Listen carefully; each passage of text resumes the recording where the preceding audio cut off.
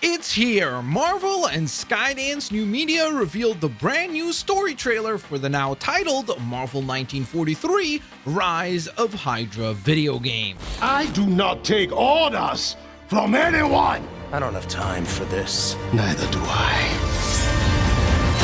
Yes, that's the game that we all used to simply call the untitled Captain America and Black Panther video game, but no more. It now actually has a name, a release date, and tons of brand new information revealed. So in this video, I will break down everything that you need to know about this brand new Marvel video game. So let's kick things off with, when will Marvel 1943 Rise of Hydra release? And the answer to that may surprise some of you, because this game is actually releasing sometime next year in 2025.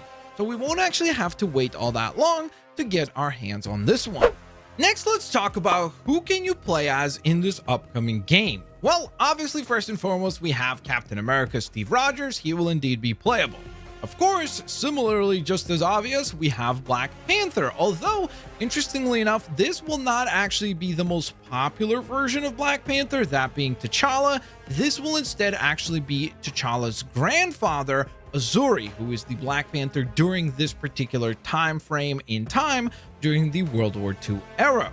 Now, additionally to that, two more characters will apparently be also playable, them being Nanali, who is a Wakandan spy who has been embedded on a secret mission within occupied France, where it seems like as of right now, most of the game will be taking place. And then there's also Gabriel Jones, who is a US soldier and a member of the Howling Commandos. Now, having 4 playable characters is obviously not particularly news, but I am very curious to see how will these characters play and how differently will they all play in terms of their actual gameplay. So I am excited to see what they do with that. Hopefully they do have some intricacies and differences between all 4 of our characters. And since we're on the topic of gameplay, let's talk about gameplay. Now, although the trailer did not actually show any gameplay, which honestly, I hope we actually get to see some gameplay for this game sooner rather than later, especially now that we know that it's coming out next year, because after all, yes, we have these really beautiful cutscenes and these really beautiful cinematics and a wonderful score, but we don't necessarily actually know what the game is going to be from a gameplay perspective. But I do think that we can possibly derive some gameplay elements from the story trailer itself. For example, if we go by this sequence in the trailer, it might hint towards a possibility of some parkour elements being present. Maybe something similar to a video game like Assassin's Creed. Or, for example, this sequence right here seems to possibly indicate that there may very well be some stealth gameplay elements present as well, which, as someone that loves stealth games, I would really love to see that. And speaking of things I would love to see, I would really appreciate if you guys could take a quick moment and leave a like on today's video, as that really helps out here on YouTube. So thank you so very much for your support. Next, I wanted to talk about the story, since after all, this is the story trailer. And first, it seems quite obvious that both Captain America and Black Panther are after something or maybe someone, and as a result of their target being the same, their paths will cross, culminating in what seems like an actual fight on this bridge, which will hopefully make for an epic boss fight. I guess it will be interesting to see whom we're actually going to get to play during this boss fight. Now, don't get me wrong, I do think that eventually they will probably end up on the same page, but it seems like for at least a portion of the game, maybe the early portion of the game, there will be some adversarial relationship between Cap and Black Panther. Another really cool detail I think that is worth discussing is that in this line, Captain America says something very intriguing. By my count, that makes 2 super soldiers loose in Paris. 3, counting you. And that's 2 too many. Did you catch it? He mentions that there are a total of 3 super soldiers running around Paris, meaning that he's counting himself as 1, Black Panther as 2, and then there's another mysterious character that we can consider as maybe the main villain of the game. I mean, we obviously know that Hydra will be the big bad of the game because, well, that's the title, but I would venture to guess that they have a super soldier of their own who's working for them and may actually require for Captain America and Black Panther to team up in order to take him down. Next, I wanted to discuss the cast for the game because it was also revealed, and there are some really exciting reveals with it also. So first and foremost, we have kind of a relatively unknown with Drew Morlin, who will be playing Captain America or Steve Rogers. Then we have a very well-known actor in Carrie Payton, who will be portraying Black Panther / Azuri. We have Maglin. I'm just going to say E because I don't want to mess up the last name, so I'm just going to say E, who will actually be playing a Wakandan spy, Nanali, which, yes, I did think of the Code Geass character as well.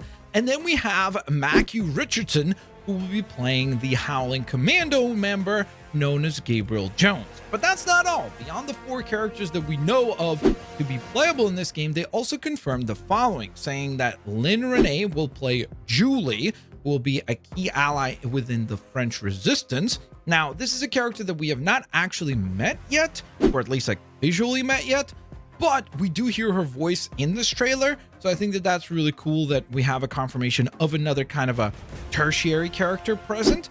And then finally, interestingly enough, they also confirmed that Joel Johnston will be portraying Howard Stark. Yes, that Howard Stark, Tony Stark's, aka Iron Man's dad. So I'm very curious to see what kind of a role he'll end up playing within this game and how major of a role will it be. So I'm looking forward to seeing how Howard plays into this whole thing. And speaking of playing, they also went ahead and announced that the awesome score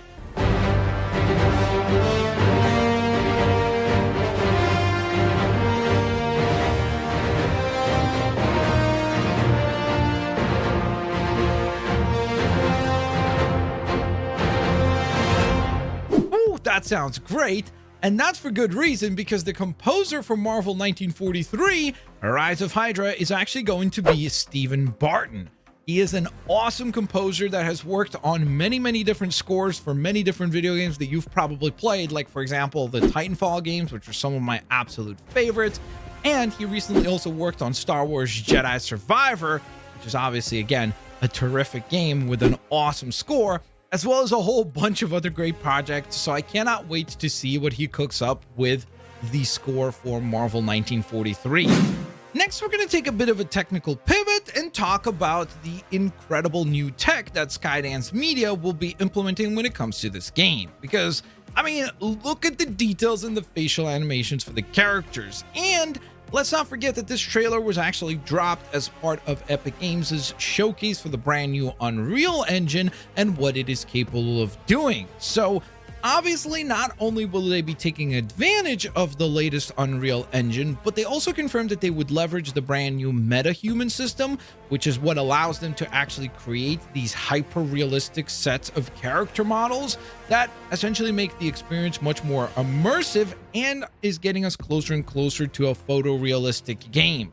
In addition to that, it was really interesting that they did point out that the new capabilities of the Unreal Engine, which you can see demoed right here in the background, allows them to be able to create a much denser experience in terms of the attention to detail, while also not worrying as much about the way that the memory processing on consoles typically would go, which I think is super exciting, because essentially they're confirming that they're going to be able to create games that are much more immersive, look much more detailed, while also not requiring a huge step up in hardware.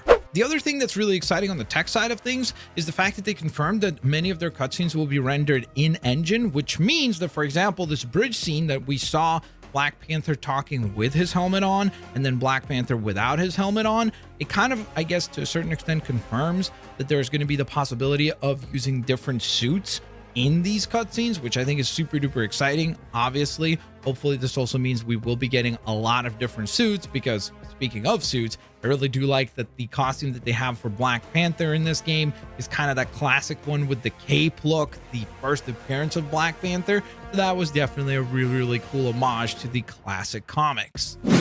And there you go. You have now been all caught up with all the info about Marvel 1943 Rise of Hydra. I hope you enjoyed the breakdown, and if you did, once again, take a quick moment and drop a like on today's video. Thank you so very much for your continued support. Now, while we wait for the release of the game in 2025, maybe you're like me and you're continuing to play some Marvel Spider-Man 2, and if so, you're probably trying to get to those pesky ultimate levels. Well, fear not, I got you with the video you're currently seeing on your screen. That will help you out with leveling up faster, so consider checking that one out. Thanks a lot for watching, and I'll catch you guys here on the next one. Peace out, see you later, alligators.